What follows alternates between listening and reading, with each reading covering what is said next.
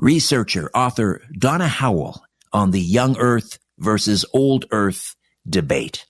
Donna's talent for revealing cutting-edge, intriguing, relevant topics in a theologically sound, thoroughly, responsibly researched manner can be further examined in the powerful 3-volume collection, The Mystery of Jesus, From Genesis to Revelation, with Dr. Thomas Horn and Ali Henson. Her latest book, also written with the late Thomas Horn, is Before Genesis, The Unauthorized History of Tohu, Bohu, and the Chaos Dragon in the Land Before Time. Donna Howell, welcome back to Coast AM. How are you? Good to be back. This was your final project with Thomas Horn. He passed away quite recently. You lost one heck of a great writing partner, but more importantly, Donna, Thomas Horn was your father. You lost your dad. So I want to extend my father. Yes. I want to extend my condolences to you. He was an international best-selling author. He was the CEO of Skywatch TV and Defender Films and Defender Publishing. I had the tremendous honor and pleasure of interviewing your father several times over the years. So you're right, he will be. Your last project together, again, Before Genesis, The Unauthorized History of Tohu, Bohu, and the Chaos Dragon in the Land Before Time. The two of you, I understand, you and Tom, had dinner with a famous theologian when you first embarked on this project, and he said this book, Before Genesis, could start a war. What war was he referring to, and why did you decide to publish the book despite this rather dire warning? The war that he is referring to is the war that goes not only between the young earth crowd and the old earth crowd, but also between theology and science. And see, the reason he, again, such a dire warning about this war, Tom was actually asking him to write it because this particular theologian has mastery not only in biblical Greek and Hebrew, but also in obsolete dialects. I'm talking, casual conversations, euphemisms, odd turns of phrase that were very popular at the time that the Bible was written. And ultimately, he said he would not write this book, regardless of the fact that he was tremendously qualified to interpret Hebrew in the Genesis account, because he would actually have been kicked out of his ministry. And he warned us, you are greatly, greatly outnumbered. The vast majority of the Western church today is young earthers, and you will be called heretics. You'll be called liberal interpreters.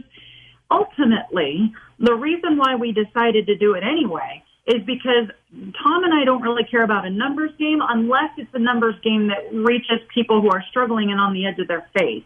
Like you said in the intro, the church made a grave mistake with Galileo. For 200 years, they treated him like a heretic because he had brought newfound information of geocentrism versus heliocentrism, or the idea that the earth is in the middle and the sun rotates around it, or the other way around. And he brought truth to that topic, and now we know very well what lies at the center of the universe and what revolves around what. And we don't have a problem anymore reading the Bible in light of what we do know to be true in the world of science. And that is ultimately why we decided to go forward with it anyway, because we really care about those people who are currently sitting here saying, I don't know, I might believe in the Bible. I might give God a chance. But if in the very first page, the Bible tells me that the earth is 6,000 years old, then I can't believe anything that comes after that. So never mind the Bible. I don't believe the Bible. That's why we decided to do it anyway, because nowhere in the Bible does it say that the earth is 6,000 years old. That is a literal interpretation. It's not a terrible interpretation, but it's not a complete interpretation because there's far more to the story. Throughout the book, you use the term true science. What is this definition? Why is it crucial, let's say, to the relationship between science and theology? True science. Right. We actually decided that rather than to just say science says, which is very generic, and could possibly encapsulate in that mistakes that human scientists have made, that we were going to say true science. And what that refers to is genuine reality, as Tom and I both believe God has made it, not merely human observation. And the reason why that is so important is because there is an age-old assumption that the Bible is over here and science is over here. They contradict. They are incompatible. You can believe in science or you can believe in the Bible, but you can't believe in both.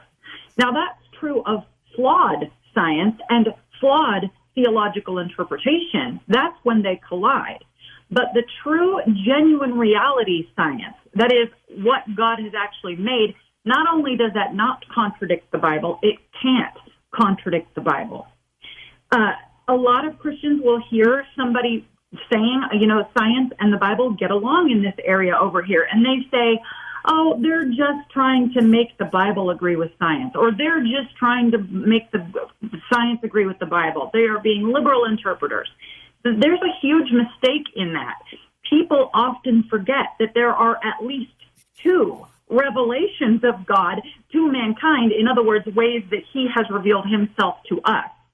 So ask yourself these two quick questions. Question number one, did God create the earth?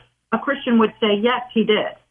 Okay, question number two, did God inspire the written word? Was God behind the writing of the Bible? Again, a Christian would say yes. So if the answer to both of these questions is yes, then weaving a harmonious thread between God and theology and science is not only permissible, it's endorsable. It's not only endorsable, it's nothing short of an act of worship to see what he made come together and converge. So that's why we had to define true science as genuine reality, not necessarily something that a person in a lab coat has said about nature or the created order. So the intention here with this book, you've accomplished it, is that you're taking all these three seemingly disparate voices: science, the young earth creationism, old earth creationism, and you bring them all into harmony. You make them all agree. But how can the earth be old and young at the same time without, let's say, compromising Scripture? That's exactly why this book is so different from anything we've ever seen. But once you've seen it, you can't unsee it. And just a nod back to that dinner with the theologian who has asked not to be named because he doesn't want to be kicked out of his ministry for being a secret old earther. But he, being an extreme expert in Genesis, agreed when Tom said to him, do you think that what we are seeing here might be right? Is it possible?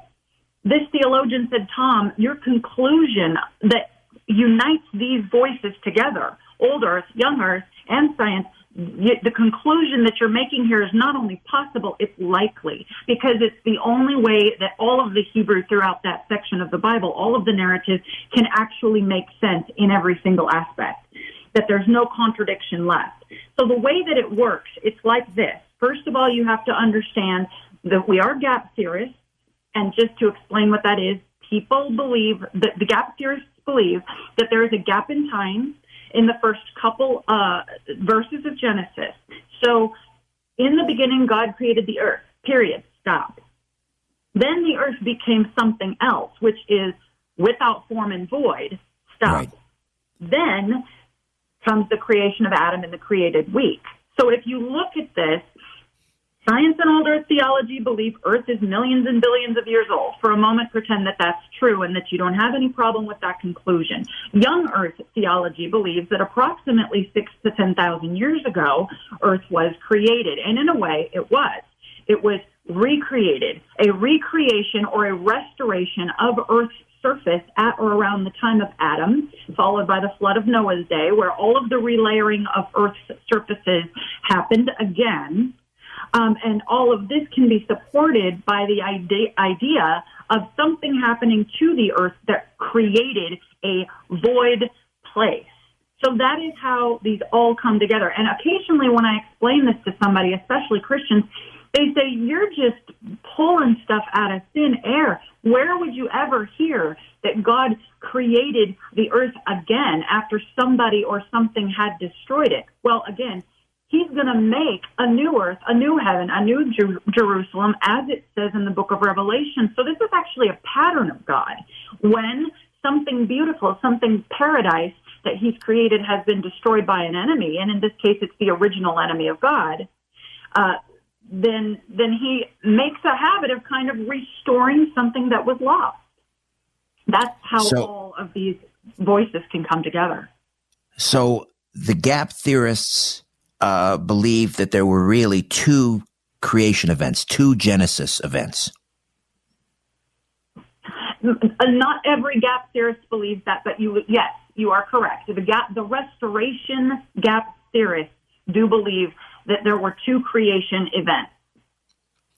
And the young Earth creationists, how do they come up with the 6,000 years? Is it based on the genealogy from Adam that's in the Bible? What happened was the genealogy, as interpreted originally by James Ussher, with a very, very, very powerful theological voice.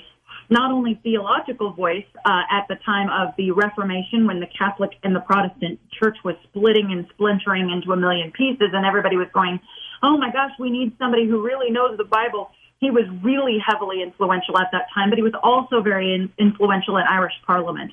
So he had a voice that was powerful theologically and politically. And he interpreted, what he did was he kind of butt seamed together all of the people born in the genealogical record of the Bible, and then backtracked it and said Adam would have been born approximately 4004 BC.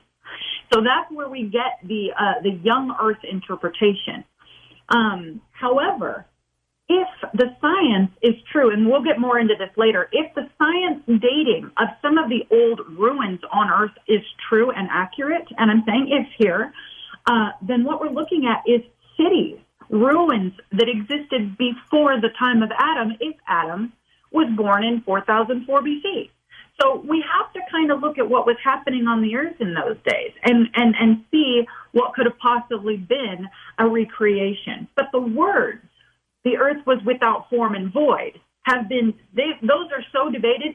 But I'm telling you, what we were able to discover on some of those words, it's very paramount to this whole debate. Right. So the earth was without form and void. So if you go back to the original Hebrew, I mean, what the experts that you've drawn from, what do these words actually mean in Hebrew? Right. So I'll read you a couple of examples here. To quote from James Strong, by the way, James Strong, the popular Strong's Concordance, not just the heavy scholars that pay attention to what he says. He's quoted in every pulpit I've ever attended in my life. He's very well known. He says that the word tohu, now this is the word that was, so the word English words without form and void come from the rhyming Hebrew words tohu vabohu. Tohu, according to James Strong, means to lie waste, a desolation of surface. Bohu means a vacuity or a nothingness, an undistinguishable ruin. All right. Now, Justinus Hebrew Chaldee lexicon, a very, very, very paramount lexicon in the scholarly world, that source says that tohu means that which is wasted, laid waste, and bohu means an emptiness or a voidness.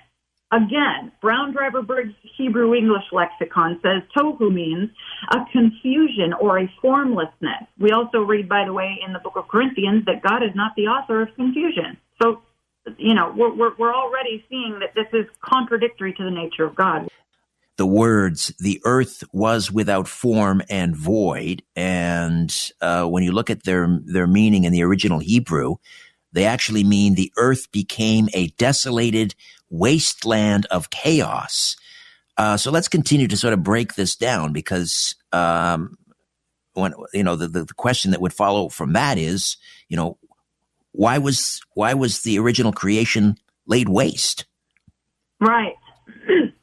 So let me give you a couple more of these expert weigh-ins on the original Hebrew, because that's kind of where a lot of this, everything stems from that point forward. The Brown Driver Briggs Hebrew English lexicon says specifically of tohu that it is not just a confusion, but it is a formlessness of primeval earth, of land reduced to primeval chaos. Well, that's very telling. Dictionary of Biblical Languages with Semantic Domains says that tohu is linked to a concept, what has been destroyed and in chaos and confusion, and that bohu draws meaning to a lack of order or a void from a prior creation. So we get when you isolate the words by themselves, the Hebrew is already clear that there is an incompatibility between what God would have created and what these words are saying was the state of earth at that time. So we went even further and looked into some commentaries, and I've got one that I'd love to read to you very quickly. The Bible Knowledge Commentary says, such conditions as tohu vabohu would not and could not result from God's creative work. Rather, in the Bible, they are symptomatic of sin and coordinate with God's judgment. The Schofield Reference Bible cross-references some verses that we're going to get into in a little while, Jeremiah 4:23-26 and Isaiah 24:1, and they say, if you look at all of these verses together, that these words clearly indicate the earth had undergone a cataclysmic change as the result of a divine judgment. And then on the front of our book, we actually used this last quote, Jameson, Fawson, and Brown Critical Commentary. They say, this globe at some undescribed period, having been convulsed and broken up, was a dark and watery waste for ages, perhaps until out of this chaotic state, the present fabric of the world was made by God to arise.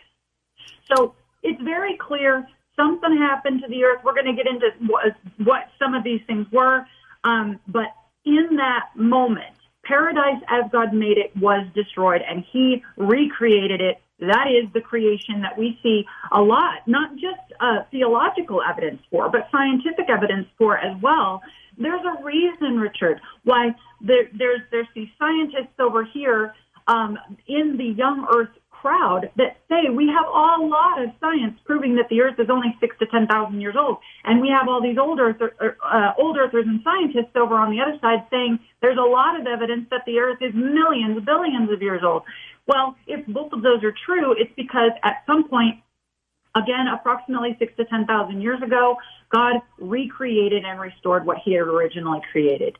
But in addition to the importance of tohu vabohu, the world was without form and void, is the word was without form and void. And I will just say very quickly, Genesis 19:26, perfect example.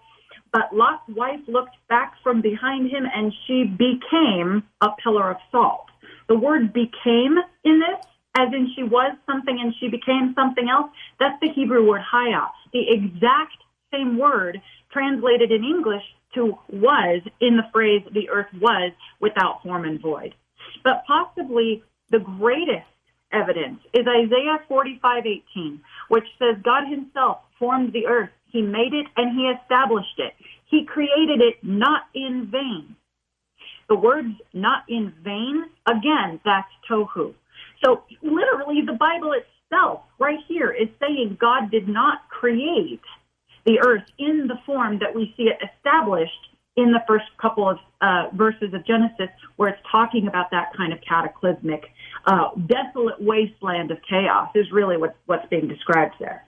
That's a lot of meaning and information packed into a very short, simple sentence. The earth was without form and void. I mean, it gives it an entirely new meaning, that the earth became a desolated wasteland of chaos. So God created the earth. Something went horribly wrong, not to his liking, and basically it was hit the reset button.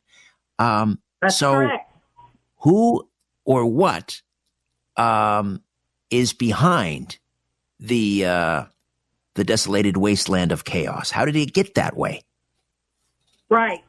So the culprit here, we've identified some scriptural teachings that go well beyond the common understanding of who this character that destroyed the earth is.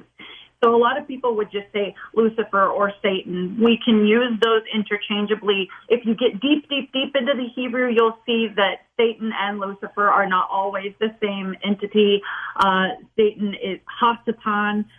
There's all these arguments about that. But for the sake of keeping things truncated and short and clear for this interview, understand that we can, for this interview, interchangeably use Satan and Lucifer. He's also known by a couple of other names. First of all, I would love to say that the obvious answer to that is the man of the 5 I wills. Those are found in Isaiah 14. He says 5 I will statements. I will ascend into heaven. I will exalt my throne above the stars of God. I will sit upon the mount of congregation. I will ascend above the heights of the clouds. I will be like the Most High.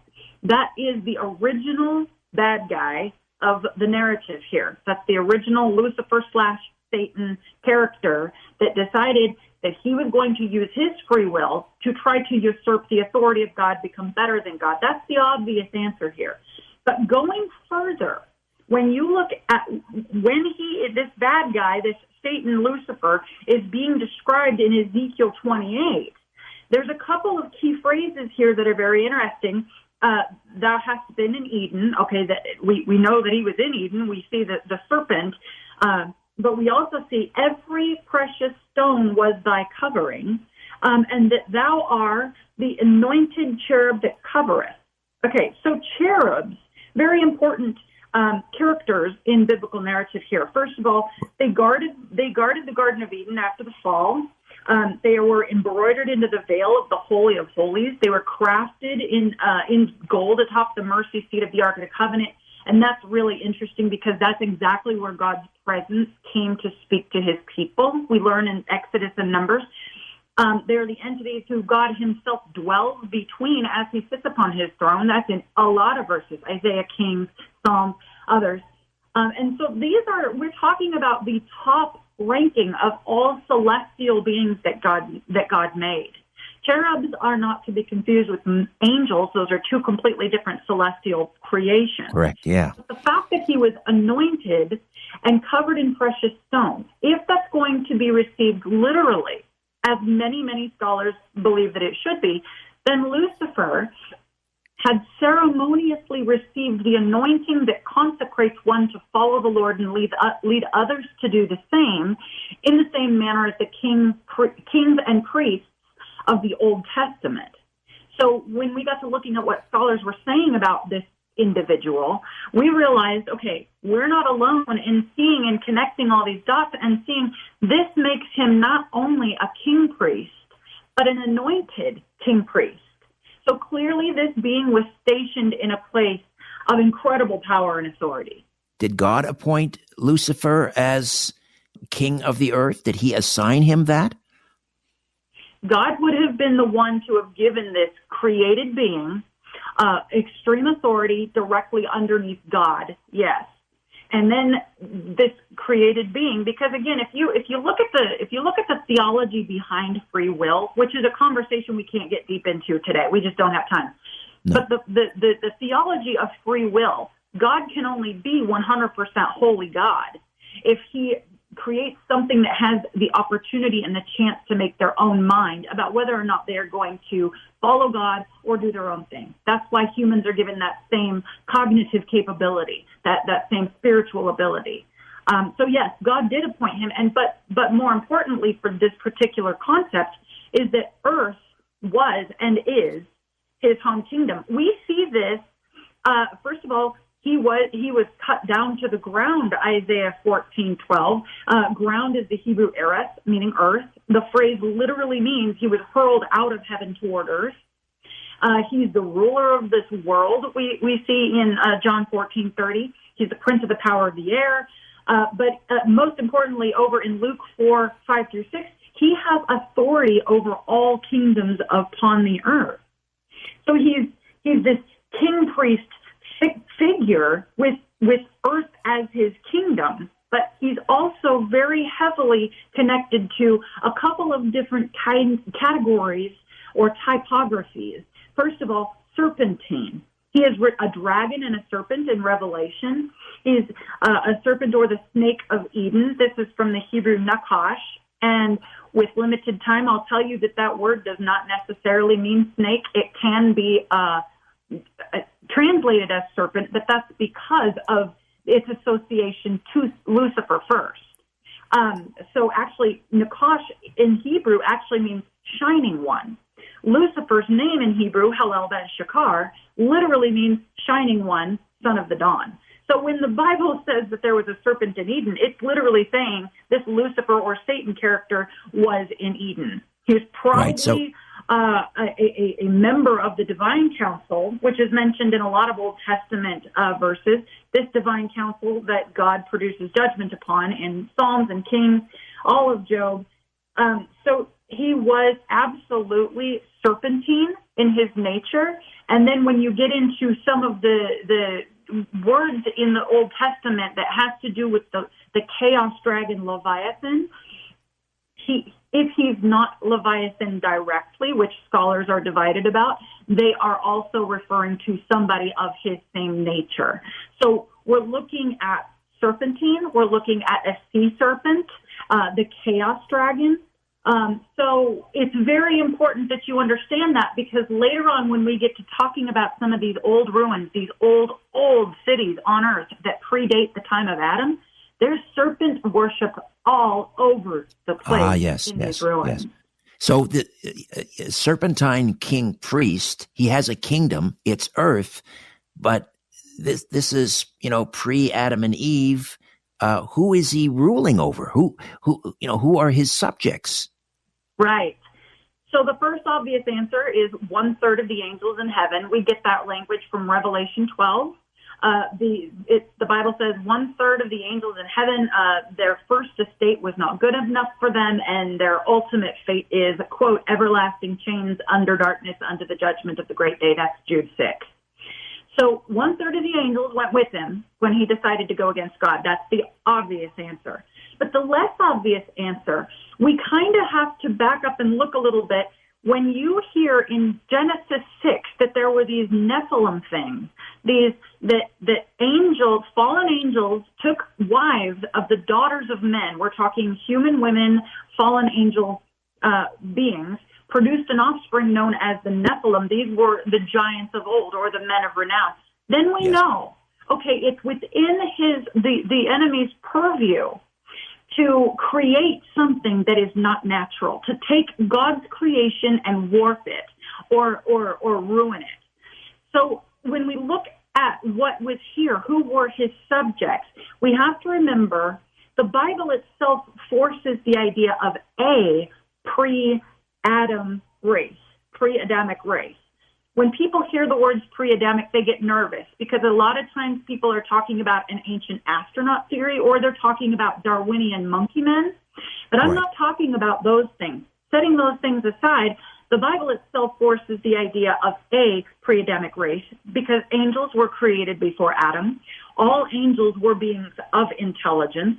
1/3 of them fell, becoming evil, and when they did, earth was their home, also shown by the appearance of the Nakash, or the serpent, in the garden. So if we already know from Genesis 6, 1-4, that the era of Adam through Noah involved the crossbreeding of fallen angels with human women, then we also know that the enemy, this is what he likes to do. This is in his nature. He could have, at an earlier time before Adam, done this in Earth's history, leading to what we find in the first couple verses of Genesis, that the earth was without form and void, or an uninhabitable wasteland of chaos, because all of creation was destroyed. Thank you, Donna. All the best. Thank you. George Norrie with you, Byron Stinson with us. He and his wife Tammy are Judeo-Christian believers in the God of Abraham and his Messiah from the line of David. He works as an international fundraiser and advisor, and he has been working with Jewish rabbis and friends to find a pure, spotless red cow in Texas. We'll tell you all about that a little bit later on tonight. How did you get interested in biblical prophecy, Byron? So I was reading the Bible when I was 13. I grew up traveling a lot. I actually went to 13 schools before I was in the 8th grade. In the 8th grade, I was studying in the Bible, looking in the book of Romans. And as I was reading, I read in the book of Romans how we're all sinners and how we all have fallen short of the glory of God. And Paul was teaching me, and then that's in chapters 7, 8. And then we get to chapters 9, 10, you start seeing these scriptures where Paul said he would give up his eternal soul for his Jewish fathers of faith. He loved them so much, and that he was encouraging those of us that he was teaching in the Gentile nations to do all we could for these fathers of faith in Israel. And so at that time, I heard a voice just like we're talking. I heard the Lord speak, and he was on my left. He said, I'm going to use him with the Jewish people. And then on my right, I heard Lucifer say, well, he'll be a failure. He's full of lust, sin of all kinds. He won't be able to do you any good. Next day, I didn't say anything to my mom. I didn't say anything to my friends, and I didn't say anything to anybody for 30 years because everybody's going to think you're a total crazy nut to have heard that. 30 years. Yeah, 30 years I didn't tell anyone. But 30 years later, in 1996, I was marrying my best friend. She'd been my best friend for 10 years. She knew me very well, and I said, Tammy, there's something I need to tell you, is that I heard this conversation when I was 13 in my bedroom, just me by myself. And she looked at me and said, that's going to happen, Byron. I said, well, Tammy, you think so? I mean, I don't even know any Jewish people. I'm 43 now, and I don't even know any Jewish people. She says, oh, a 13-year-old wouldn't hear that unless it was God. And so, sure enough, God started opening doors. We didn't open them. We never tried. But the Lord started opening doors in 2000, and then it's just continued miraculous thing on miraculous thing. Of course, I studied the Bible and really looked at the Bible steady all my life. So, that's how I became knowledgeable. But then God has done the miracle of allowing us to become partners with the Jewish fathers of faith and understanding who they are and the place that the world is in right now. If we read the Bible, we find out that God has a plan. There's 6 days of tribulation, but we go into the seventh day, and the Bible tells us that a day is like 1,000 years to the Lord, and in the seventh day, God has promised that there will be a time of peace on earth for those that love Him. And I believe that's coming soon, but we're leading right up to it right now. We're in biblical times like nothing else. It's amazing where we are. Because God has a purpose in all this, and the purpose is that we will all know that there's only one God, and the God of Abraham is that God. And so if we start off in Genesis, and we just get to Genesis 2, and when you get to Genesis 2, already we see sin coming into the world by not obeying God. But then when you get to Genesis 12, you see that the Lord, He speaks to Abraham. He says, you go to the place, the country where I send you, and I'm going to make you a great nation. I will bless you. I'll make your name great, and you will be a blessing. And I will bless all of those that bless you, and whoever curses you, I will curse. And all the peoples of the earth will be a blessing through you. We don't stand alone as Christians around the world. We're grafted in as Judeo-Christians into the original olive tree, which is Israel. They say the sign of the beast is 666. What does that represent to you? What you see on the headscarves of the Islamic fighters, you see a symbol that stands. Many say that in the Aramaic, it's exactly what the 666 looks like in Aramaic. If you know anything about Islam, you know that they actually start cutting their head in their forehead from the time they're babies, and then they pray on rocks that wind up leaving a big bruise right in the middle of their head. And these guys are very radical and obviously not from God because of the evil in their heart. And, so we're looking at this Luciferic entities when you see that mark. So it could be that mark. What about the Antichrist? We're going to know him. The way we're going to know him, he's going to show up in a temple that is rebuilt on the holy mountain of God in Jerusalem, and he's going to proclaim himself as God. He will stop the sacrifices that will have been started in that holy temple of God, and he'll show up to stop them and say he is the Messiah. It tells us in the Bible that most people will believe that, even ones that know their Bible, know the Lord, could be fooled by him because he really looks like a great person that's really going to help the world. So we have to kind of keep our eyes really peeled for that time, but we won't see that until you see the temple. The temple has to come first. If you go over to the book of Micah 4 and you're looking at that and just read it for what it says, it'll be exalted before the hills and people will stream to it. Many nations will come. Come, let us go to the mountain of the Lord, to the temple of the God of Jacob, and he'll teach us his way so that they may walk in his paths. So that's already happening. People are already coming to the mountain of the Lord. Actually, the City of David archaeological digs that started back in the 1990s, but really didn't move forward until about 2004 when they found the actual pool of Siloam at that time. That is the holy mountain of God, and now there is this movement, and the war in Gaza and everything is centered around the epicenter of that holy mountain of God. And so the fathers of faith in Jerusalem, they and the Jewish people, by and large, have wanted to see this temple built. Now, as most Christians, I know you got a lot of listeners out there, they need to understand that I'm very close to the fathers of faith. I've been in Israel for almost 20 years working with them on many projects, biblical projects. And what they need to understand is this is not necessarily what we think of as Gentiles or Christians.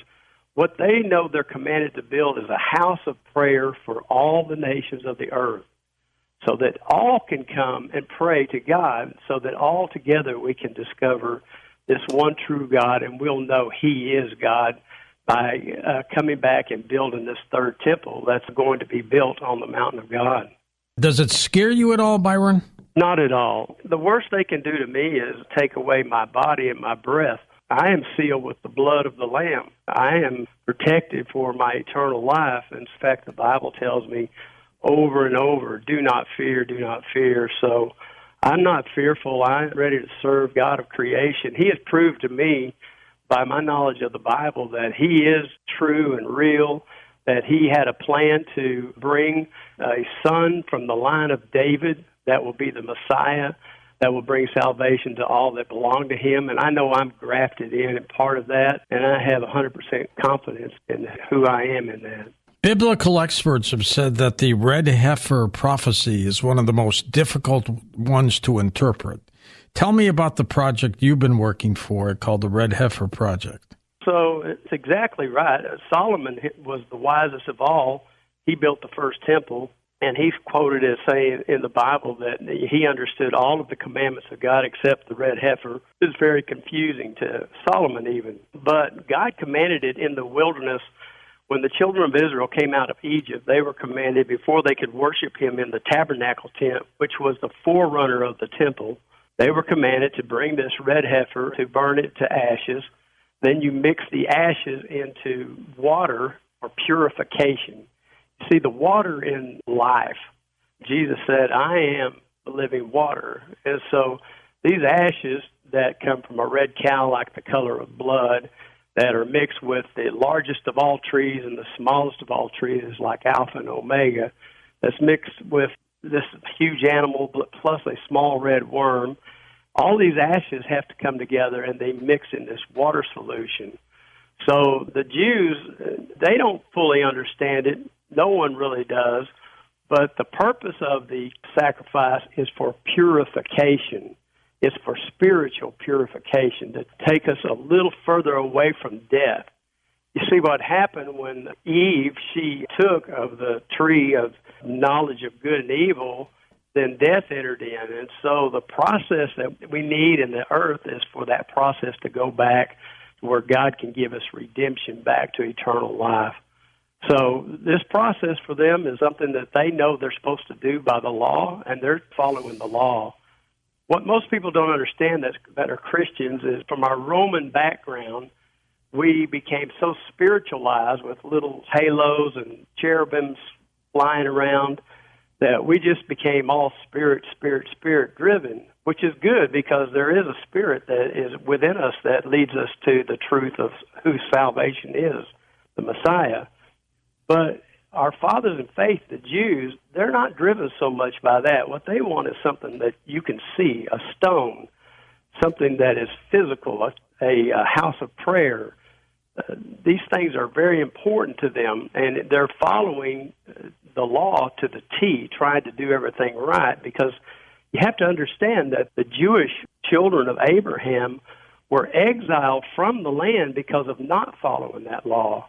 And they were told clearly in the Scriptures, if you go to Ezekiel 36, you see this promise of bringing them back to the land, and they've read that, and they understand that they need to follow that law carefully. Now, this request by Jewish rabbis and friends for you to find them a pure, spotless red cow, Why in Texas? Does that have anything to do with it? In 2007, when I first got to Israel, actually I started a foundation where I helped pastors. What they did, they drilled some gas wells on my property. I have two very strong businesses. I'm a businessman. And then they drilled some gas wells, about 7 gas wells on my property. And my wife and I gave 100% towards blessing Israel. And the best way we could bless Israel was to get pastors to Israel. So we started sending pastors and church leaders to Israel. So that started back in 2007. And then we cleaned the Garden of Gethsemane. We got a $3.5 million project we got to do. It was really nasty down there, and we were able to clean that. 2010, we established a visitor center at Gilgal, which is the actual place where the children of Israel first came into the land of Israel with Joshua, laid stones on the ground, and Joshua said these stones will be evidence in the future that the Bible's true. So we opened that. You know your history there, Byron. My gosh. And then we purchased our home in Jerusalem 2010. We were there in 2014. 2018, we established a Bonai Israel Fund, which Bonai means to build up Israel. So we'd already done all those projects, but we knew there was going to be more. So in 2021, when the rabbis were together, they had been trying for 40 years to actually have this red heifer, and everyone they ever found always turned out that it wasn't suitable by the time it became of age to use it for the ceremony. They tried for 40 years. Now, what would make it unsuitable? The cow has to be one. It can't have any blemish. So you can't have a scar that doesn't heal. You can have a scratch, but not a scar. The cow has to be completely red. Every hair on it's red. I think it's red, but it might be black. It might be white. It has to be red. And so it has to be inspected. It has to be a fully red cow.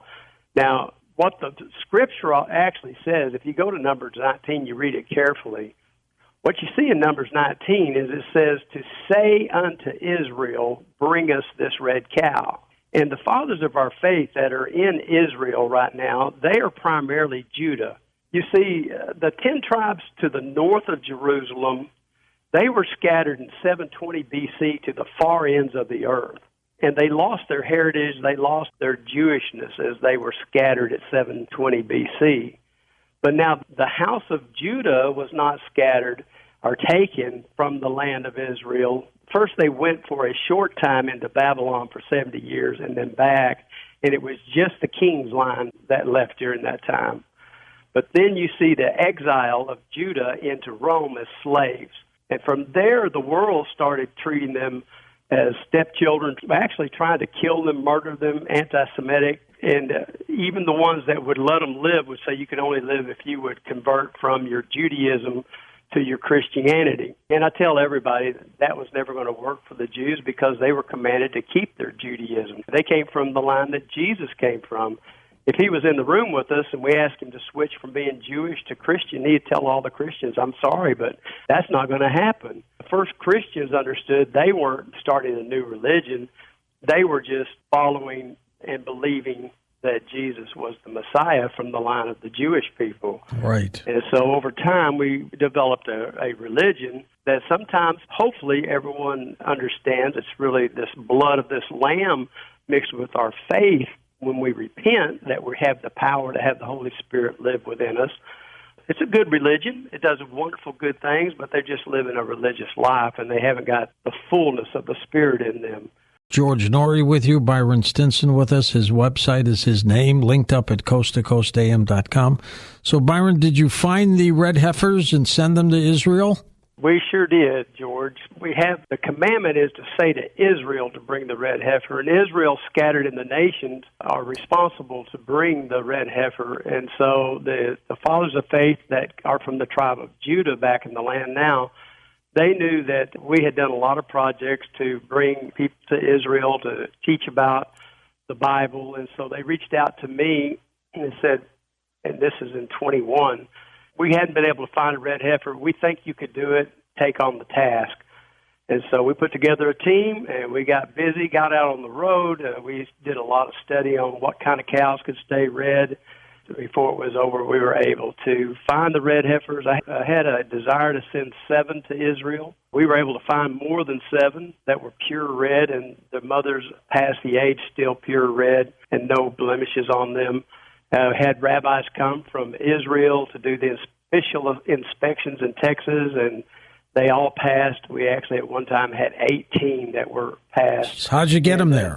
Well, we started, we had to raise enough funds. The flight by itself was $220,000 with American Airlines on a 777 jet. We had to take them overground to JFK and then put them on a flight with American Airlines straight into Israel. It took a lot. There was a lot of red tape, but we eventually were able to fly 5 of the cows there and had a big celebration September 15th. 22, and I was there with rabbis from the Temple Mountain Institute and all over Israel. And now we have them actually housed at a place called Shiloh. A lot of Christians would call it Shiloh. It's the original place where the tabernacle tent stood for 370 years at Shiloh. So that's where they are now. What will they do with them, Byron? So we just need one that is going into its 3rd year in about 3 months. We need one, and we're going to have that here in about a month and a half. We will have 3 or 4 of them that'll be of that age and be pure red, and then we need to select the best of that. And if everything's right, things work out, then we'll be able to do the ceremony on the Mount of Olives. It doesn't happen on the Temple Mountain. It happens on the Mount of Olives. Now, what's amazing, George, is back I think it was 2011. What happened was the Lord provided the piece of land that could be purchased from an Arab man, and we were able to do that. It took 12 years of a lot of legal work, but we were able to get the exact piece of land that needs to be used for that ceremony. So we have the land, we have the priests that are supposed to do it, we have all the other ingredients that go into it, we have the red heifers, and now we're just waiting for them to come of age, which could happen here in March. Now, with the prophecy of the red heifer, what happens?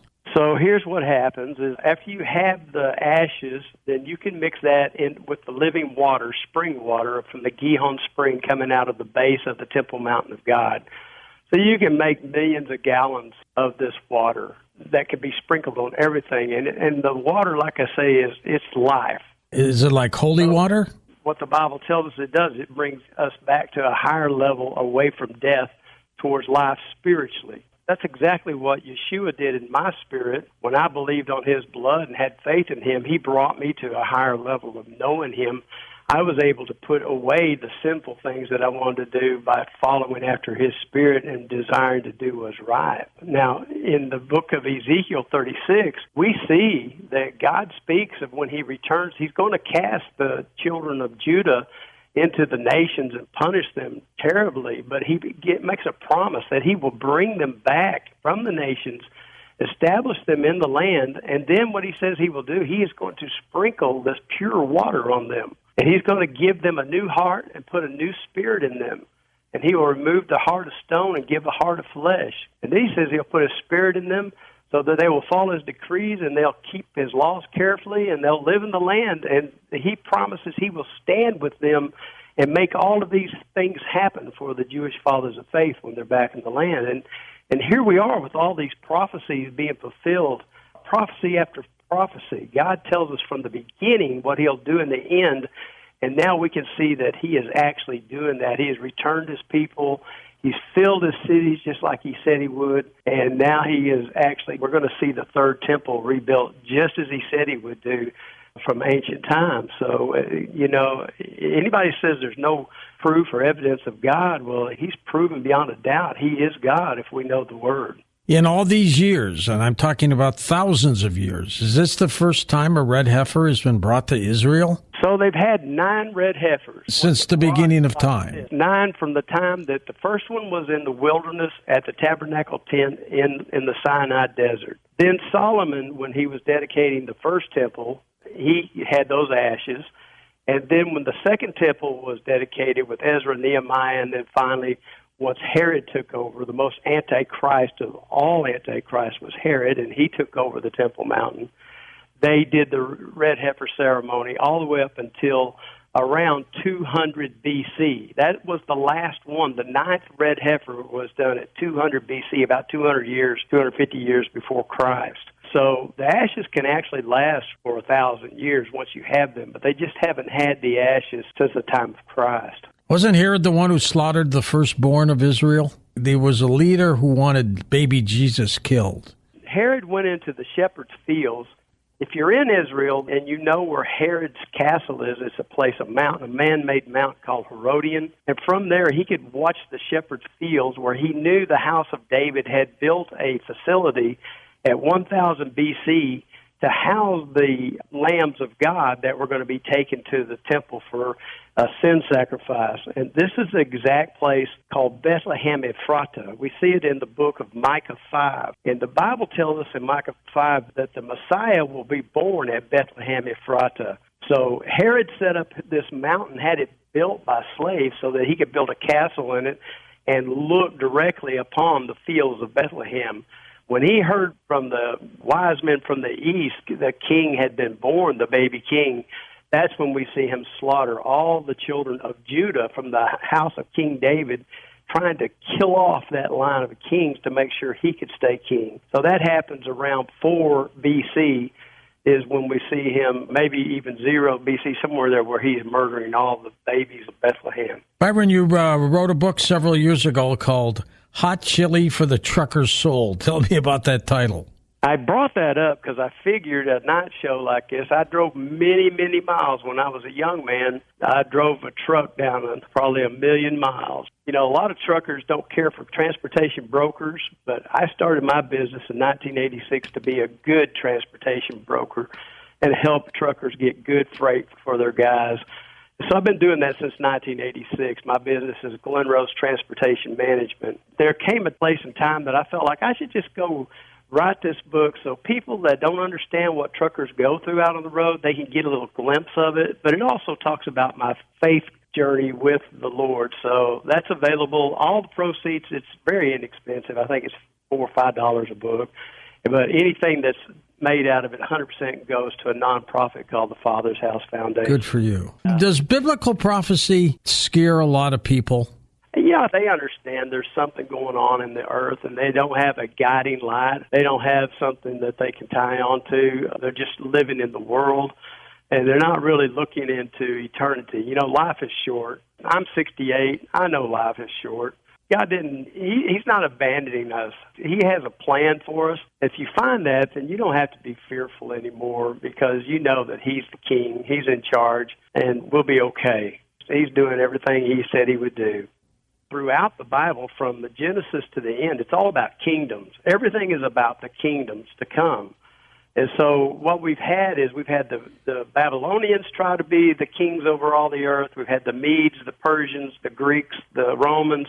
In the end, those nations, they will fight against each other. They will argue with each other, and their plan will fall. And at that time, the Messiah will arrive, and the whole world will see him in a blink of an eye coming to bring salvation to all of those that belong to him, everybody in his family. That includes all the Jewish people and all the Christians scattered worldwide that are grafted into that tree. But in the long run, Byron, the righteous people will win out, won't they? Absolutely. Well, it'll be through the power of the Messiah. You know, we will stand in faith, but we will come under persecution. There's no doubt of that. It's already happening. Sadly, a lot of the Christians have just had our eyes on the spiritual covenant of Yeshua. But as we mix that with the physical covenant of the Abraham, then we see the fullness and the depth of what God is doing in these last days. And the red heifer, to me, I think we'll do that ceremony around Passover this year. I think the whole world will just sit up and go, what is going on with this? And when they do, then they'll study about the temple, and they will study the Bible, and they'll look at all of these things that have happened that are absolute evidence that there is only one God, and he is coming through to be that God.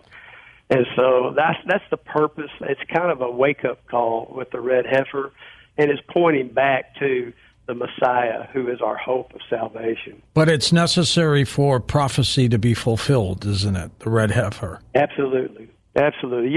It won't end until the temple is there, and then there will be actually sacrifices start again. By the way, people that are in the church sometimes say, well, there shouldn't be any more sacrifices because of the sacrifice of Jesus. But if you go back in the book of Acts, you'll see that the disciples were still giving their sacrifices and still doing their Nazirite vows because they're Jewish. God gave a lower command to the Gentile people to follow by our hearts, and he honors that because he's given us that freedom. Byron, what aspect of biblical prophecy fascinates you? Because I'm sure it does.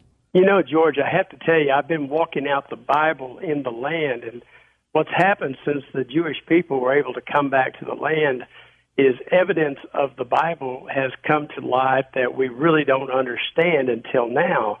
And so the archaeological discoveries are just absolutely astounding how they back up and actually build upon the understanding of the Bible.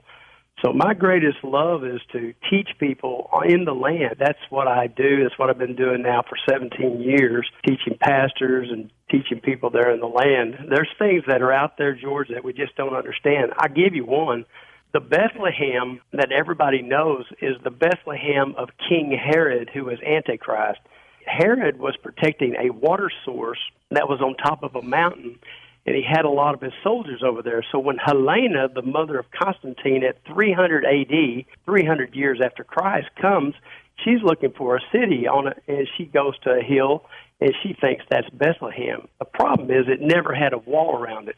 If it never had a wall around it, then it never had a gate. If it never had a gate, then Boaz could not go to that gate and redeem Ruth, who was a Gentile, and restart the line of the kings of Judah with a Gentile and a Jew. So that had to happen somewhere else. So what happened was the Babylonians, when they came at 587 B.C., they destroyed the temple to its very foundation. At the same time, they also went to the true city of King David's Bethlehem, of Solomon's Bethlehem, where all the kings of Judah were being born, and the kings that were being born at that time were Daniel, Shadrach, Meshach, Abednego, and they took them into captivity into Babylon to stop the line of the kings. You see, Nebuchadnezzar had decided he was going to be the king over all the earth and not the Jewish people, which was prophesied from the book of Genesis, that to the line of Judah would become this king's line. So the entire Bible is about kingdoms, from one end to the other. And if we don't know that, then we don't understand why this last earthly kingdom is trying to establish a kingdom of men over us that is cruel, that holds people down. But there's a promise of a coming kingdom where there's a king of peace that comes from the line of Abraham and down through the line of King David that's going to bring peace to the earth. You see where these real locations are that have been found by archaeology, and then you're able to teach from that foundation. You know you're on the right path, and God's revealing it at this time. Right now, we're in the time of revelation. But it doesn't scare you, does it? It's wonderful. It's wonderful to see that these promises of God are absolutely true, and I can trust them. And so as I see these pastors come to the land and I'm able to show them these things, they go back to their churches, might be 500 people or 1,000 people, and go deeper into understanding how we are a branch off the original tree of Israel and how God is using both physical things and spiritual things to come together. That's what Jesus said in the last days, that he was going to be worshipped in spirit and truth. And we do that by connecting to a Jewish fathers of faith and the children scattered in the land. The last book in your Old Testament is the book of Malachi, and the last thing it says, if the children and the fathers don't learn to love each other, there'll be a curse on the land.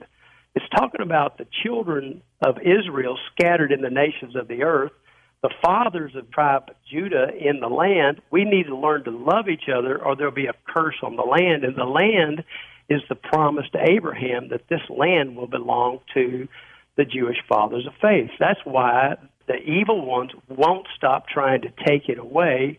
They're trying to stop the plans of God for a kingdom of peace to come.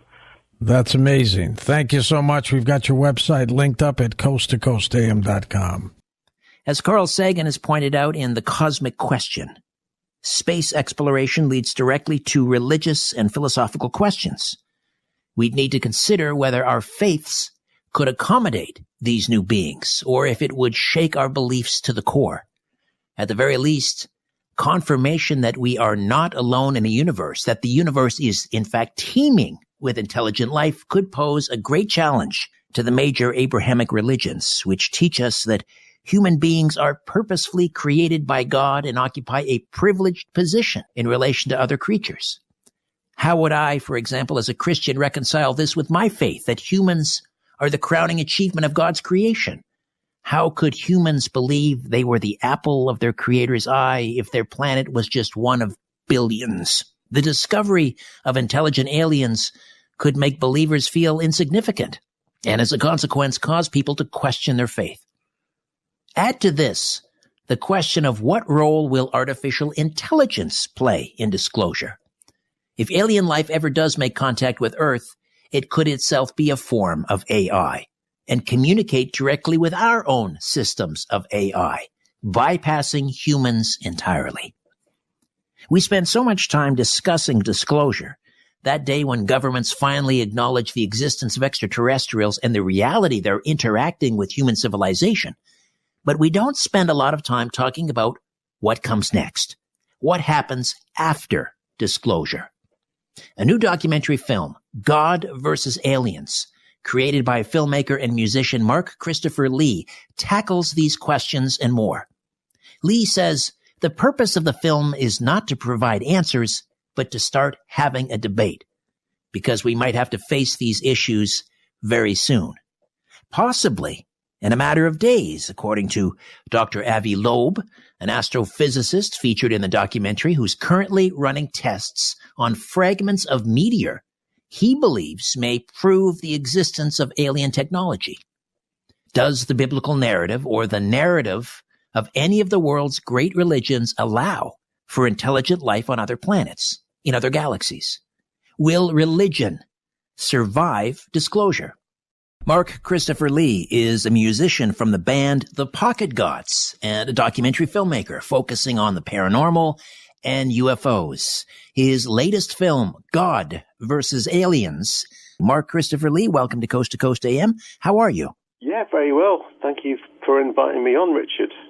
In researching your documentary, did you find that any of the texts, in any of the world's, let's say, major religions, mentioning the possibility of extraterrestrial life?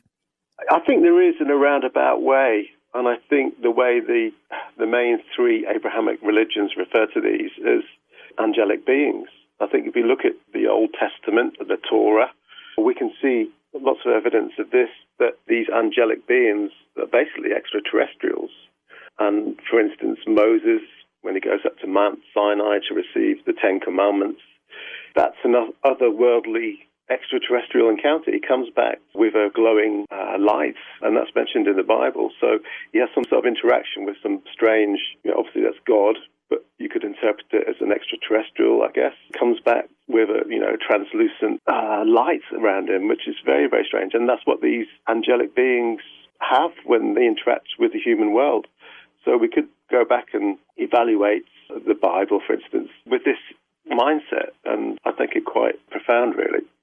I think, though, we need to make a distinction between interdimensionals, those things, those entities, let's say, that exist outside of our space and time, sure, versus extraterrestrials, things that exist within our space and time, but albeit at vast distances. Because if we're talking about interdimensionals, and eventually we come in contact with and some people claim that they do already and speak with them and so forth. But if disclosure amounts to an affirmation, the existence of these interdimensionals, that might in fact be faith affirming, because that sort of follows the narrative of many of the world's religions. Yeah, I mean, that's the position where I kind of ended up after all this research, a couple of decades of looking into this.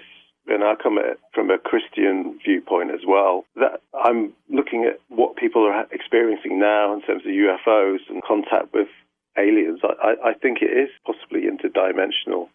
It is something paranormal, for instance. It's not necessarily a visit from ET from hundreds of light years away. That's the conclusion I'm kind of reaching. I mean, that's just my personal belief with everything I've looked at. But that's where I'm looking at. I don't know others, ufologists from John Keel to Jacques Vallée, they've proposed this as well, because there is the element of high strangers with these encounters. That is possibly not just an interaction with a physical being, that maybe it comes, it's an entity, it's an energy from a non-human intelligence, from another dimension, another reality. That's the mind-blowing part of this. And maybe that's why we're not getting disclosure, it's always getting pushed back. It's because maybe those that know that it's far weirder than physical ETs from another planet. It's something far more strange. And that could be a reason why we're not getting full disclosure at the moment. Let's suppose, though, for a moment, that we're not talking about interdimensionals, that we are talking about extraterrestrials. Yeah. Intelligent life, intelligent civilizations existing in other galaxies, perhaps even in our own galaxy, interacting with human civilization. This really, I would imagine, would pose the greatest challenge to the world's major faiths, because as I mentioned in my introduction, at least with monotheistic faiths, we tend to think of ourselves as, I think I used the term, we are the apple in God's eye. We are special in his creation. The church, capital C, has managed to, I guess, show some theological dexterity in being able to adapt to some of the other challenges. And you bring this up in the film, things like Darwin's theory of evolution, Galileo and Copernicus challenging the Earth being the center of the solar system. Then the question is, though, could the major religions survive this kind of disclosure? Extraterrestrials, not interdimensionals, but advanced intelligent civilizations. Yeah, that's a really good question. Possibly they could, like I've said in the film, they survived, Darwin's theory of evolution, and then Galileo and Copernicus, the fact that Earth's not the center of the universe. So it survived massive, profound impacts and somehow adapted and carried on. However, it would depend on the extraterrestrials that were from elsewhere visiting us. Just by the fact that they've got here, they're going to be far more advanced than us technologically. They found some way to travel the vast distances involved. So they're going to have that level of superiority in terms of technology, and maybe also philosophically and spiritually. Maybe they've evolved to a higher level. Maybe they will bring their own God's teachings, or their own lack of gods. And then the question then is, would they impose what they believe in a reverse colonialism, whereas we went out and Christianized a lot of the world? Would ET, for instance, come and impose its own beliefs or lack of beliefs on us? Because, they're going to be far, but like Harvey Loeb makes this question, any ET that's going to be visiting us is going to be probably billions of years far more advanced than we are. So it's going to have that superiority. So the question is, would it impose that maybe for our own benefit, or maybe just because they can? These are the questions that I wanted to pose in the film that, like you quite rightly said, we might have to face soon, hopefully. I think we need to have a conversation about this, because there are a lot of people in the world that have belief in a God. I just also ask, what are the main religious authorities doing about this? There's been some rumours that the Vatican, the head of the Catholic Church, are already prepared for this, and they do have people already appointed to deal with this. Right. I think they staked out a position. I think you mentioned it in the film. I think it was around 2008? Yeah, the church said, if there is, in fact, extraterrestrial life, we acknowledge the possibility, and entities would just be part of God's creation. Absolutely. And speaking to, we have a Christian minister, the Reverend Daniel Thompson, interviewed in the film, and he takes that position as well, that he has no problem with the fact that there is going to be life elsewhere in the universe, and it's all part of God's life. So it would naturally come under the same religious, authority as we do. So we would all be governed by the same God. I don't necessarily think that there is a conflict. It depends, like I said, on the intentions of our visitors, I guess. You lay out a number of scenarios, and you just mentioned one that, ETs could impose their own a religion, or they may look at our religion as incredibly primitive. They may have their own system of belief. They could also demonstrate with their technological advancement and so forth that they are our creators. And, there are certainly, there's school of thought among UFO devotees who believe that, we are creations of ET. I mean, that would pose the greatest problem for the world's major religions, for the ETs to arrive and basically tell us we are your gods. Yeah. I mean, that's the whole kind of ancient alien, I guess, ethos, is that we were visited and somehow maybe we're some sort of hybrid or basically just developed for the purpose of this extraterrestrial race, I guess. And that wasn't the Zacharias Sitchin that looked at the ancient Sumerian text and decoded them and found that this was the case and we were created as a slave race for, an alien civilization. So with them coming back, would that be them coming back to enslave us again and to use us in some way? Maybe life on Earth is just one huge experiment. Yeah, I mean, that would be the scariest, I guess, because we would lose our freedom, I guess. Billy Graham, you quote him in the documentary as well. He was quoted, I think it was in the National Enquirer. Occasionally they got it right. It wasn't all about, Elvis and Bigfoot. Occasionally they got it right. What was the quote? I'm trying to remember, from evangelist Billy Graham and his thoughts on the existence of extraterrestrials. I mean, the upshot was that he believed that God created alien life, right? Yeah. It didn't seem to have a problem with it. Thought that it would fall under God's realm. We'd be brothers and sisters, I guess. And this kind of flies in the face of a kind of modern evangelical thinking, which basically says that UFOs and aliens are demons. And we've uncovered a lot of evidence that, this is the thinking a lot of the US government and a lot of the UK government still believe. And that's why, especially the UK government, is not investigating UFOs and aliens seriously, because there are elements in the UK government, and Nick Pope from the MOD has confirmed this, that do believe that this is a demonic entity, Satan's minions, and it should be just left well alone. We shouldn't be interacting or communicating with it. So Billy had a different, and he was the world's leading evangelist at the time, had a lot of impact, but it seems now that they're viewing them as possible hostile, a threat, an evil threat. Obviously, I don't believe that's the case, but it shows why that there's a pushback. And people have said that's why possibly US Congress has been pushed back, is because of this force in power that believe it's demonic. I mean, that just ties in with the old-fashioned Christian perspective that anything in the Bible that's possibly paranormal was seen as a demon. Mark Christopher Lee is with us, a musician from the band The Pocket Gods, documentary filmmaker, focusing on the paranormal and UFOs. We're talking about his latest film, God versus Aliens, which explores the impact that first contact with extraterrestrials would or could have on the world's religions. We'll also get into the role that AI might play. How can folks screen the film, Mark? Yeah, it's currently streaming in the US and Canada on Tubi. There's God versus Aliens. Let me know what you think. If anyone's got any questions to be included in my future films, just message me. I want to have a proper grown-up debate about these issues. You mentioned, I think this came up in a conversation with Nick Pope in the film, formerly of the British Ministry of Defense. I mean, he manned the UFO desk for many years. This idea that there could be a group or individuals who are highly placed, suppressing UFO studies or disclosure, let's say, for fear of provoking Satan and his demons. The group that you mentioned is known as the Collins Elite Group, which is said to exist within the Pentagon. You go into that a little bit. Can you tell us some more about the Collins Elite Group?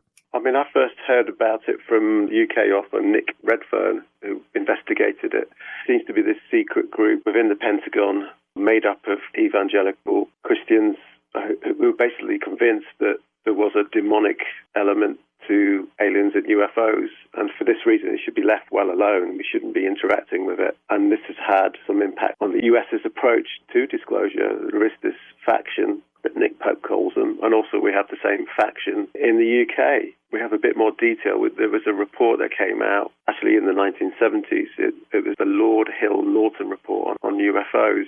I spoke to someone called Ian Broadmoor, who's a renowned demonologist, actually, who worked on the report with the Reverend Paul Inglesby. And they produced this report for the UK government and high-profile officials, including Prince Philip, stating the same, UFOs are demonic, aliens are demonic, and for that reason, we should have nothing at all to do with them. We should just ignore them.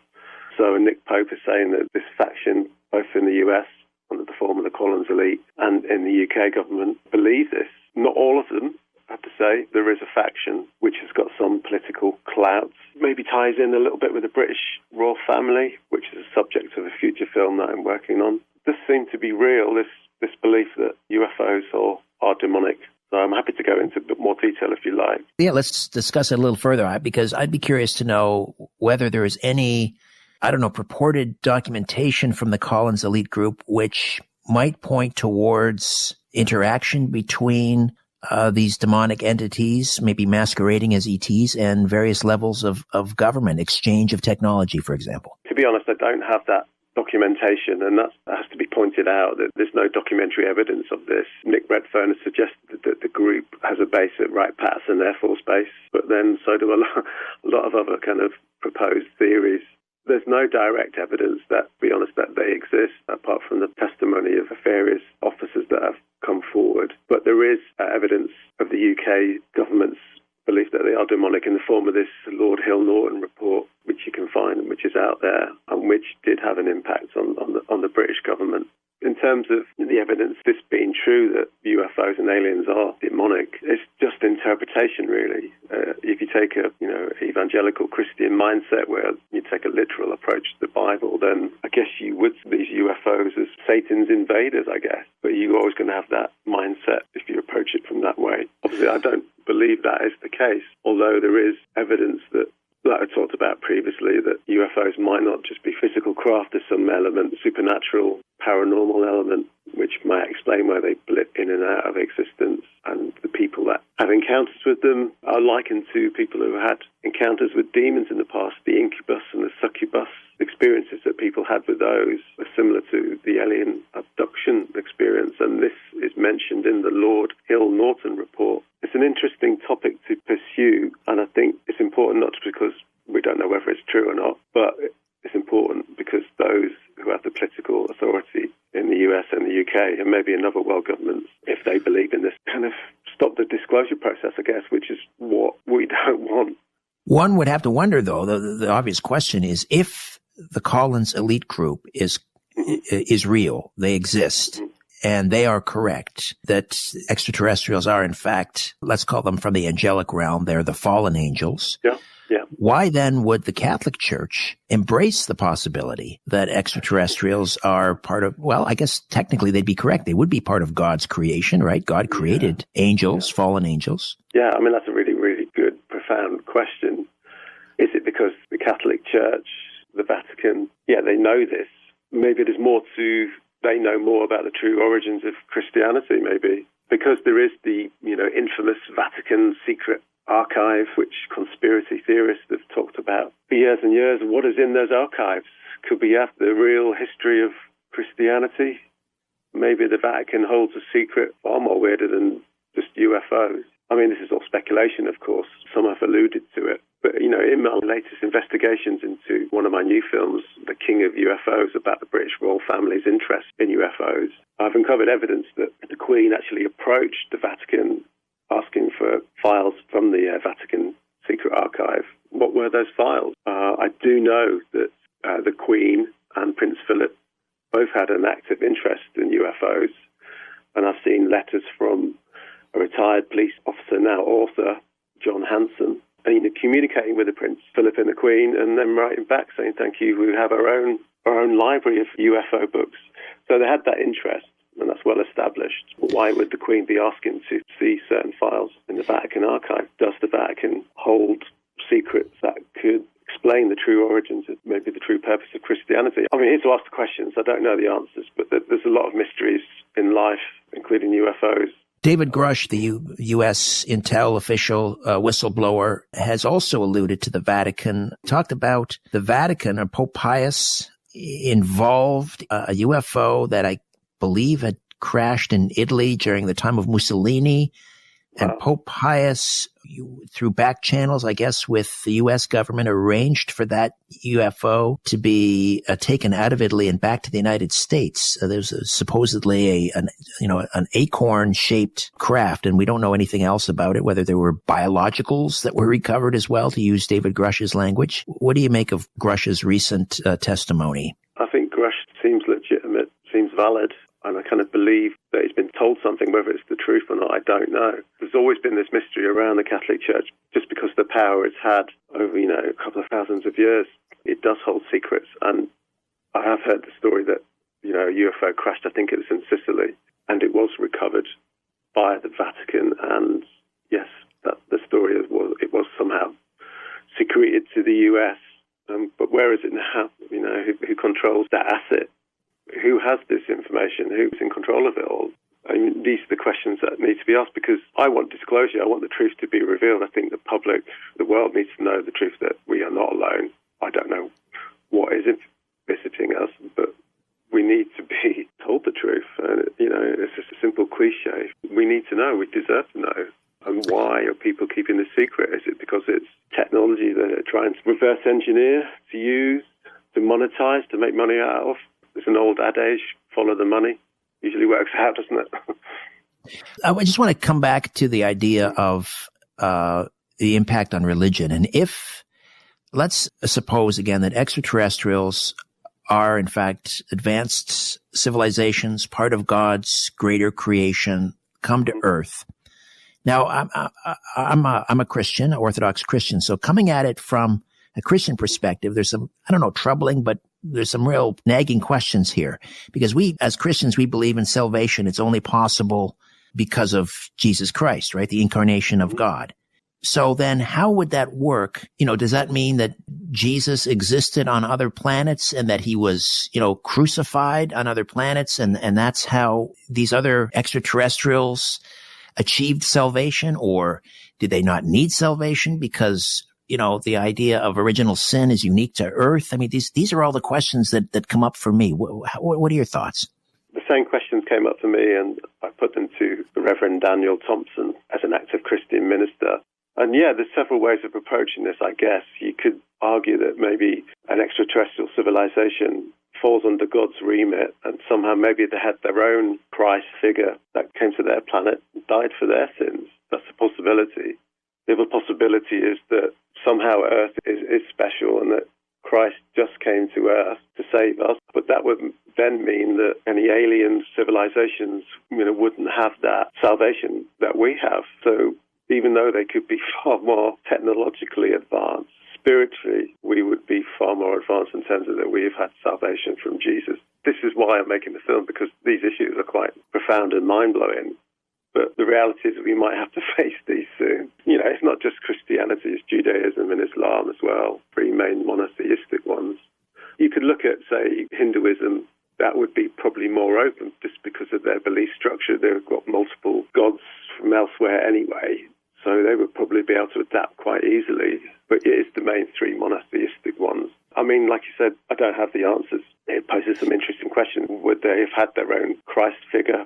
Or would it be something different that God had chosen to put on their planet to help redeem them? Or would they just be an inferior spiritually species than us?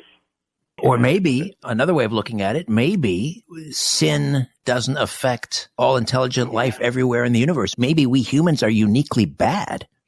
That could be. Maybe the extraterrestrials are somehow haven't got original sin. That would mean the Garden of Eden was exclusive to Earth if you go to the origins. So our cosmic brothers and sisters aren't morally compromised and in need of spiritual redemption. But again, this is all coming from sort of a Judeo-Christian perspective. Mark Christopher Lee stays with us, musician, documentary filmmaker. The latest is God versus Aliens. Let me ask you the obvious question. I mean, your background in music, how did you get into researching this film?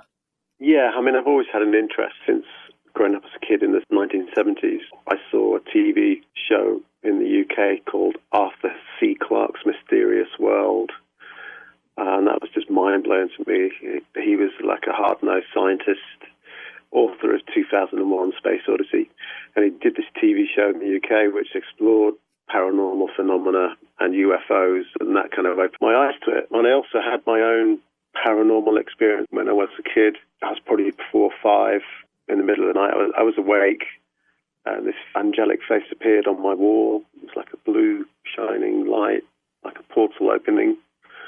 And it just gave me a message that everything would be all right. The next day, everything wasn't all right. I won't go into too much detail, but I didn't have a particularly happy childhood. But that kind of message got me through some difficult times. The way I looked at that at the time when I was growing up with some sort of angelic visitation, I don't know, maybe it was something else, but it was a real profound experience that it had on me, and it got me through some really difficult times, knowing that there's something else out there kind of looking out for me. I don't know. I mean, that did affect me a lot. But then also, after I went to university, I did a science degree, so I'm quite rational about things as well. I'm quite scientific. I take a scientific approach to this phenomena. But when I graduated university, I started doing music, and that was my main thing at the time. But I was lucky enough to get a good journalist job for a New York magazine called Dig This Real, and I got an editor-at-large role, and I was able to interview the likes of Nick Pope, and the Crop Circle researcher Dr. Simeon Hines, so that kind of further piqued my interest in the paranormal and UFOs. I got into filmmaking because I made a couple of films about my band, and I campaigned for fair royalties and things like that. So I think, okay, I like making films about my band, but what my real kind of passion, driving force now is the UFO phenomena, and how can I get the profound implications that First Contact would have on society and religion? How can I put that into a film and get it out to the world? And I just went ahead and did it last year, a couple of months. I contacted Nick Pope again because he was the first person I ever interviewed about this, and he was happy to help. And then got in touch with Professor Ravi Loeb, who was very helpful, and Seth Shostak at the SETI. So, yeah, it's been a really interesting journey. I'll say, in God versus Aliens, you also discuss the role that AI, artificial intelligence, might play in First Contact. Just kind of unpack that for us. What does AI have to do with disclosure or First Contact? Sure. I mean, it wasn't my intention when I had the idea for the film, and then after speaking with Professor Ravi Loeb from Harvard University, he kind of opened my mind to it, and he was suggesting that if we're being visited by physical extraterrestrials from distant planets hundreds of light years away, it would make sense that what is visiting us could possibly be artificial intelligence, some sort of drone, AI, because why would you send flesh and blood creatures on such long distances? It would make sense, especially at first, like a scouting mission, you would send AI out, because that's probably what we would do if we had more advanced AI. We would send it out as opposed to sending out astronauts, just because of the long distances involved and the time it takes. So he proposed the theory that, okay, so we've got ET sending out AI. Obviously, it's going to be more advanced than our AI, just for the way it's going to work. But what would happen if alien AI got to Earth, bypassed us completely because, okay, it doesn't recognize us as our AI? So we could have the weird possibility that alien AI may interact with our AI and bypass us completely. It's a nightmare scenario. But then again, maybe the state of our AI, which is not very highly advanced at the moment, it might just say, okay, that's just a waste of time. But, it does raise interesting implications of the role that AI will play, because we're using it now. SETI are using it to try and detect signals in space, which may play a really useful role in terms of disseminating a lot of data. The weird thing is what happens if AI gets some form of sentience. Maybe alien AI has already got that sentience. And some people suggested that the greys that we are seeing are actually AI beings that have somehow evolved, merging life with AI and end up with some sort of grey being. I think you also posed the question in God versus Aliens, what happens if our AI interacts, we send that out there into the galaxy, it interacts with alien AI, and our AI is, I guess, because it's all about machine learning, our AI basically learns from the artificial intelligence of the aliens. Where could that go? And how could that go off the rails? If our AI learns from alien AI and then comes back to Earth, I don't know. What do you imagine happening? Well, yeah, it could be. We're in proper science fiction country now, aren't we? But yeah, they could learn from extraterrestrial AI, become far more advanced very, very quickly through machine learning, come back to Earth and take control, I guess. That's a nightmare scenario. Don't like to think about that. But when I talk about AI, being a Christian, people say, "Oh, aren't you worried about AI and the risks and it taking over the planet and making us all redundant and all that?" I think slightly, but AI is never going to have spiritual awareness. We're humans. That what separates humans, from AI is that we have soul. That's what I believe, and I don't think AI will ever have that. Terrestrial, extraterrestrial. I'm Richard Serrett. Thank you for your ears. So long for now.